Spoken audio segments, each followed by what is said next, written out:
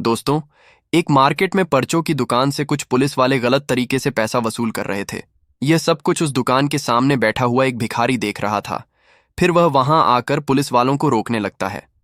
Police वाले जब देखते हैं कि एक भिखारी हमें रोकने की कोशिश कर रहा है, तो वह उसे कानून का पाठ सिखाने लगते हैं। कहते हैं कि तुझे पता है कि हम कौन हैं। हम तुझे 1 मिनट में हवालात में बंद कर देंगे। इसके बाद वह भिखारी कहता है कि आप लोग तो रक्षा के लिए हो, आप ऐसा नहीं कर सकते। इसके बाद पुलिस उस भिखारी को पकड़कर जीप में बैठाने लगते हैं। लेकिन तभी वह भिखारी अपना आई कार्ड निकालकर उनको दिखा देता है। उस आई कार्ड को देखने के बाद वह सभी पुलिस वाले हैरान हो जाते हैं और सोच विचार में पड़ जाते हैं कि यह यहाँ पर क्या कर रहे हैं। दोस्तों, कौन था वह भिखारी और वहां पर क्या कर रहा था? आइए जानते हैं इस पूरी कहानी की सच्चाई इस वीडियो के माध्यम से। लेकिन वीडियो में आगे बढ़ने से पहले आप सभी से गुजारिश है कि अगर आप लोग हमारे चैनल पर पहली बार आए हैं तो चैनल को सब्सक्राइब कर लीजिए और वीडियो को भी एक लाइक कर दीजिए ताकि मेरा भी हौसला बढ़ता रहे। दोस्तों, राजस्थान के एक छोटे से गांव में एक लड़का स्कूल में पढ़ा करता है जिसका नाम विक्रम होता है। विक्रम के पिता, जो कि जमींदार हैं, उनके पास पुश्तैनी जमीन है और उस पर खेती बाड़ी करके अपनी जीवनचर्या को चलाया करते हैं। विक्रम अभी स्कूल में पढ़ रहा है। वह पढ़ लिखकर एक बड़ा अफसर बनना चाहता है। उसके पिता उसे अच्छे संस्कार दे रहे थे और साथ में उसकी पढ़ाई लिखाई को भी अच्छी तरह से करवा रहे थे। उसे ईमानदारी के साथ रहना सिखाते हैं क्योंकि उसके पिता खेती किया करते हैं। तो उनको पता है कि जिंदगी को ईमानदारी के साथ ही अच्छा तरह से जिया जा सकता है। धीरे धीरे समय बीतता है और विक्रम अपनी स्कूली एजुकेशन को कंप्लीट कर लेता है। उसके बाद ग्रेज में एडमिशन ले लेता है। अब ग्रेजुएशन में जब एडमिशन लेता है तो उसे आईपीएस के बारे में पता चलता है। वह सोचता है कि अगर मैं आईपीएस बन गया तो अपने देश की अच्छे से सेवा करूंगा और कहीं भी कोई गलत काम नहीं होने दूंगा। इसी बात को सोचकर विक्रम यूपीएसएससी की तैयारी करने लगता है और सोच रहा है कि वह आईपीएस बनेगा। ये बात वह अपने पिता को भी बताता है और कहता है कि पिताजी, आईपीएस एक ऐसी पोस्ट है जिस पर रहकर मैं दूसरों को भी गलत काम करने से रोक सकता हूं। खुद तो ईमानदारी से रहूंगा, लेकिन समाज की सेवा भी बहुत ज्यादा करूंगा। इस बात को सुनकर उसके पिता भी उससे कहते हैं कि बेटा, चाहे जो कुछ भी हो जाए, तुझे यही पोस्ट हासिल करनी है। अब विक्रम दिन रात एक करके मेहनत करने लगता है और वह ग्रेजुएशन के साथ साथ अपनी आईपीएस की तैयारी भी करने लगता है।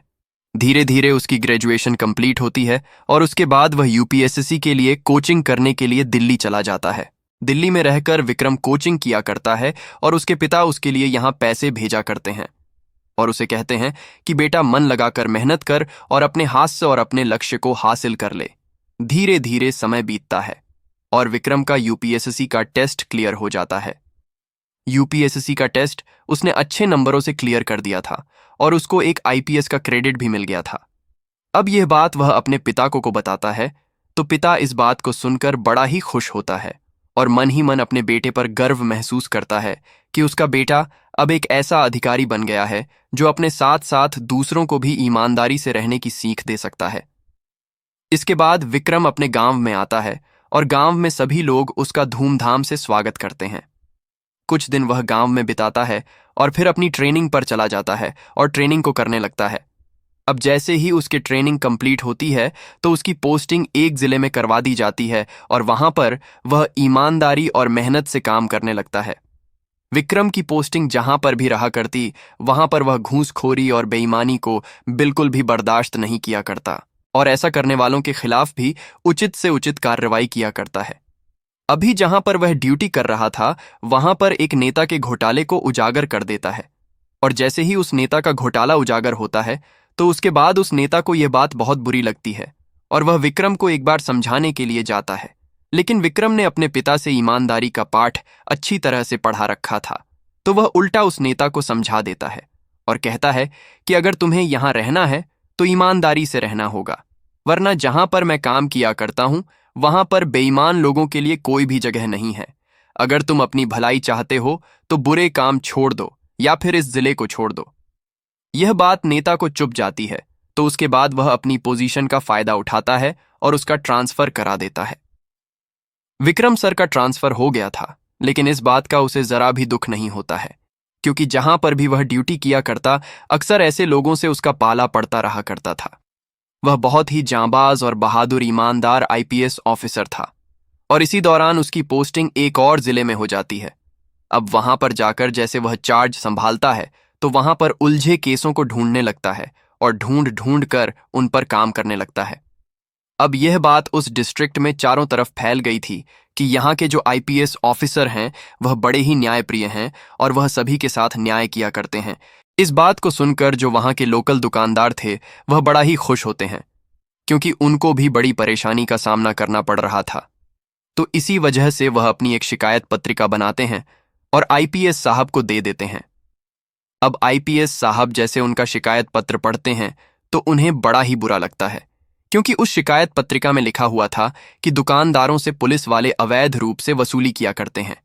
अब इस बात को देखकर आईपीएस साहब बड़े ही गुस्सा होते हैं और फिर एक बार सोचते हैं कि कहीं ऐसा तो नहीं पुलिस डिपार्टमेंट को बदनाम करने के लिए पब्लिक की ये कोई चाल हो। इसी वजह से आईपीएस साहब वहां के सभी थानों की एक मीटिंग अरेंज कर देते हैं।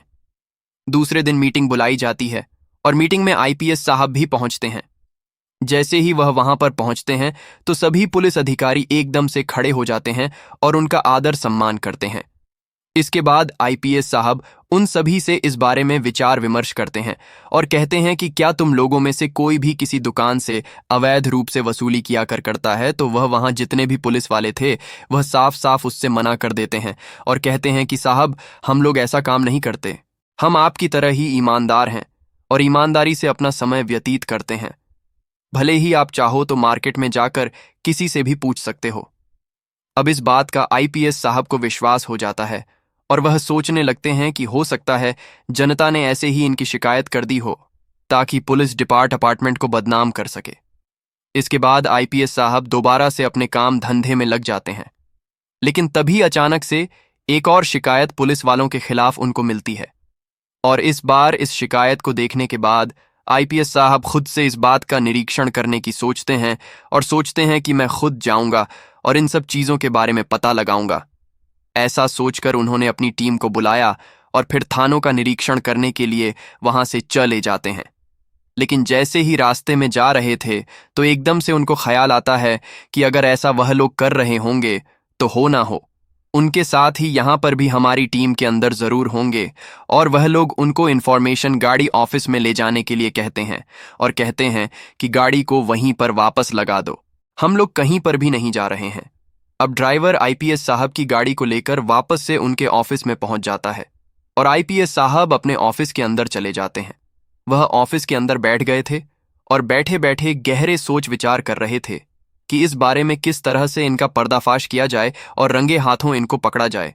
सोचते सोचते उनके दिमाग में एक आइडिया आता है और उस आइडिया को अमल करने के लिए आईपीएस साहब अपने वहां से छुट्टी लेते हैं और कहते हैं कि मुझे कुछ जरूरी काम है और मुझे अपने गांव जाना पड़ेगा। इसके बाद उन्हें छुट्टी मिल जाती है।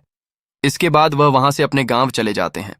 गांव में 1-2 दिन रहते हैं और यह पूरी समस्या अपने पिता को बताते हैं और कहते हैं कि पिताजी, मैं एक सीक्रेट मिशन करना चाहता हूं जिसके जरिए मैं उन घुसकर पुलिस वालों को पकड़ सकता हूं जिनकी वजह से हमारा डिपार्टमेंट बदनाम हो रहा है।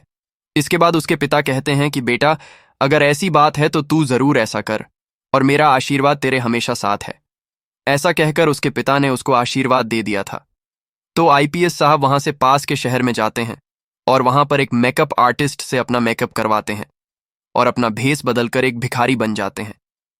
भिखारी बनने के बाद वह उसी शहर में जाते हैं जहां पर उनकी पोस्टिंग थी और वहां पर जाकर मार्केट के अंदर इधर उधर ऐसे ही घूमने लगते हैं, क्योंकि अब आईपीएस साहब शहर के अंदर नहीं थे। तो जो पुलिस वाले घूसखोरी किया करते थे वह सरेआम दुकानों से अवैध वसूली कर रहे थे। उनको किसी भी बात का कोई डर नहीं था, क्योंकि आईपीएस साहब तो है ही नहीं थे। अब वह शिकायत करेंगे भी तो किससे करेंगे। आईपीएस साहब ऐसे घूमते घूमते एक परचून की दुकान के सामने बैठ जाते हैं और पूरा दिन भर वहीं पर बैठकर वेट करने लगते हैं। लेकिन आज उनकी किस्मत खराब थी। आज वहां पर कोई भी नहीं आया था। वह इधर उधर और दुकानों पर भी निगाह रखते हैं, लेकिन वहां पर भी उनको कोई पुलिस वाला दिखाई नहीं देता। तो इस बात को देखकर उन्हें लगता है कि शायद हो सकता है ये सब कुछ बेकार की शिकायतें हों जो कि पुलिस डिपार्टमेंट को बदनाम करने के लिए कर दी गई हो। लेकिन फिर भी वह सोचते हैं कि कोई बात नहीं, 1-2 दिन निरीक्षण और कर लेते हैं और उसके बाद यह सब कुछ साबित हो ही जाएगा। आईपीएस साहब उसी शहर के अंदर एक किराए का कमरा लेते हैं और छोटे से कमरे में अपनी रात बिताते हैं। रात के समय में बहुत कुछ सोच रहे थे शहर के बारे में, और सोचते सोचते उनकी आंख लग जाती है। अब जैसे ही दूसरे दिन की सुबह होती है तो सुबह सुबह आईपीएस ऑफिसर फिर से अपने मेकअप को उसी तरह से तैयार करके और दोबारा से मार्केट के अंदर घूमने लगते हैं। घूमते हुए ऐसे एक दुकान के सामने बैठ गए जो दुकान परचून की ही थी, और तभी उन्हें दूर से एक पुलिस की गाड़ी आती हुई दिखाई देती है। अब जैसे ही गाड़ी आती हुई दिखाई देती है तो उन्हें लगता है कि हो ना हो आज मेरा काम बन जाएगा और मैं रंगों हाथों पुलिस वालों को पकड़ लूंगा। उसके बाद पुलिस की गाड़ी उस दुकान के सामने आकर रुकती है और उस गाड़ी से 2-3 पुलिस वाले उतरकर उस दुकान पर पहुंच जाते हैं। आईपीएस साहब उस दुकान के सामने जो रोड था, रोड के दूसरी तरफ फुटपाथ पर बैठे हुए थे और देखने में एकदम भिखारी लग रहे थे। अब पुलिस वाले उस दुकान पर जाकर वसूली करने लगते हैं और जो दुकानदार होता है वह उनको कुछ कम पैसे दे रहा था। तो इस बात को लेकर पुलिस वाले दुकानदार को धमकाने लगते हैं और कहते हैं कि तुम्हें पूरे पैसे देने होंगे, ऐसे तुम्हारा काम नहीं चलेगा। तुम लोगों ने बहुत ही गलत काम करके रखा है, अगर हमसे पंगा लिया तो देख लेना फिर तुम्हारा क्या होगा। अब इन सभी चीजों को देखकर आईपीएस साहब भिखारी के भेष में वहां पर बैठे हुए थे। वह वहां पर आ जाते हैं और वहां आकर पुलिस वालों से कहने लगते हैं कि सर, आप यह क्या कर रहे हो, ऐसा करना ठीक नहीं है।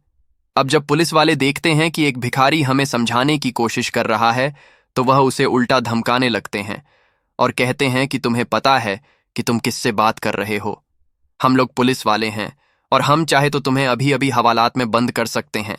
तो आईपीएस साहब कहते हैं कि साहब वह तो बात ठीक है आपकी, लेकिन आप बिना वजह मुझे हवालात में बंद नहीं कर सकते। मैंने आपसे कहा ही क्या है, मैंने तो आपसे केवल यह कहा है कि आप इस तरह से किसी को परेशान नहीं कर सकते। आप जनता के रक्षक हैं तो भक्षक बनने का काम मत कीजिए। अब इस बात को सुनने के बाद पुलिस वालों को गुस्सा आ जाता है, तो तभी उनमें से एक पुलिस वाला आईपीएस साहब की बाजू को पकड़ता है और उन्हें गाड़ी की तरफ घसीट नहीं लगता है।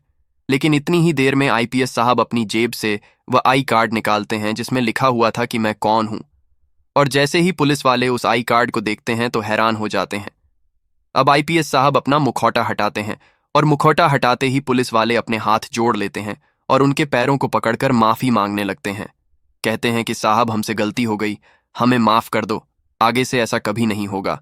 अब इस बात को वह दुकानदार भी देख रहा था और जैसे ही पुलिस वाले एक भिखारी को खींच रहे थे तो इस चीज को देखकर थोड़ी सी भीड़ भी वहां पर जमा हो गई थी। अब चारों तरफ लोग देखते हैं कि एक आईपीएस ऑफिसर भिखारी का भेष बनाकर घूसखोर पुलिस वालों को पकड़ने के लिए आए हैं, तो सभी लोग आईपीएस ऑफिसर की वाह-वाह करते हैं और जय जयकार के नारे लगाते हैं, बातें करने लगते हैं। अधिकारी हो तो ऐसा हो, वरना ना हो। इसके बाद आईपीएस साहब अपना फोन निकालते हैं और अपनी टीम को फौरन मौके पर बुलाते हैं और उन सभी के साथ उनको थाने ले जाते हैं। वहां जाने के बाद पहले तो बहुत ज्यादा उन पर डांट लगाते हैं और उसके बाद उन सभी पुलिस वालों को एक साथ सस्पेंड कर दिया जाता है और उन सभी को लाइन हाजिर कर दिया जाता है।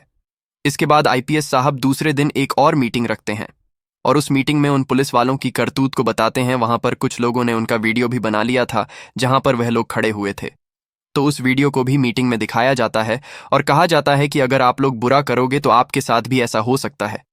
वीडियो के अंदर वह पुलिस वाले गिड़गिड़ा हुए आईपीएस साहब के सामने दिखाई दे रहे थे और इस बात को देखकर सभी पुलिस वालों को एक बहुत ही बेहतरीन सबक मिलता है और वह अपनी जिंदगी में गलत काम ना करने का मन बना लेते हैं।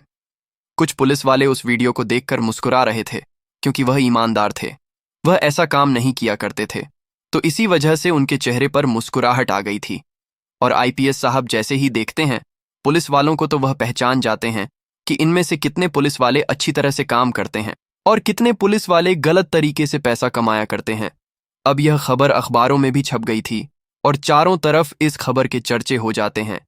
तभी आईपीएस साहब के गांव से एक व्यक्ति यह खबर लेकर उनके पिता के पास जाता है और उनको उनके बेटे के बारे में पूरी बात बताता है। आईपीएस साहब के पिता जैसे इस बात को सुनते हैं कि उनके बेटे ने घुस को और पुलिस वालों को बेनकाब कर दिया है, तो इस बात को सुनकर उनका सीना और भी ज्यादा चौड़ा हो जाता है और वह गांव के अंदर एक अलग ही दौरे में घूमने लगते हैं। गांव के अंदर चारों तरफ इस बात की चर्चा हो गई थी और कई लोग उसके पिता को बधाई देने के लिए उसके घर पर आ जाते हैं।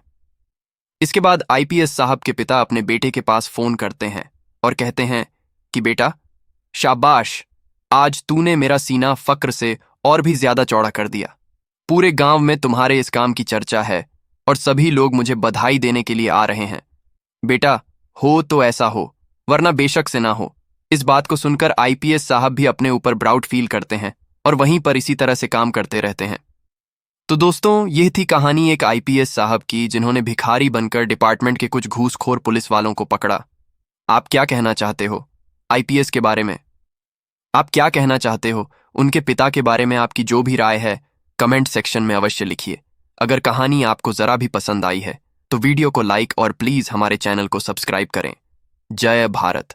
धन्यवाद।